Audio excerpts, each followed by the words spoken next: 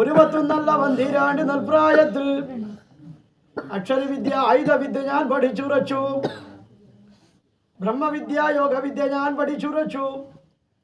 നാൽവരും കൂടെ ഒരു വഴിക്ക് പുറപ്പെട്ടാല് വാക്കുകൊണ്ടും വചനം കൊണ്ടും മരുതന്നോട്, ഊക്കുകൊണ്ട് ഉരം കൊണ്ടും മരുതന്നോട്, അറിഞ്ഞുവല്ലോ സ്വർഗം വാഴും സ്വർഗരാജാവ്. ഇടവിലോകിലുണ്ടൊരുവൻ ബാലകൻ മെയ് വളരുന്നു, അവനെ കൊണ്ട് തരുവാനായി നമുക്കാരുള്ളത്, അവനെ കൊണ്ട് തരുവാനല്ലോ കാലദൂതൻ.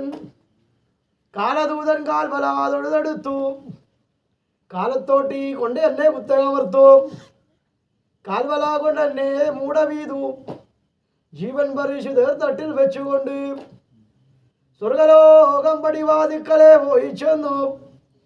പടി തുറക്ക സ്വർഗരാജാവേ. പടി തുറന്ന് പഠിച്ച മനം നോക്കും നേരം, നാവ് കൊണ്ട് നല്ല വചനം പറഞ്ഞവനത്രേ, കൈകൊണ്ട് ദാനധർമ്മം ചെയ്തവനത്രേ. ഇവനെ കൊണ്ട് കൂട്ടണമല്ലോ തിരുനെല്ലിക്ക്. തിരുനെല്ലി വിട്ട് കഴിപ്പാൻ എന്തു വേണം? ഇരുനാവുരി അരി വേണം, ഒരു തേങ്ങ വേണം.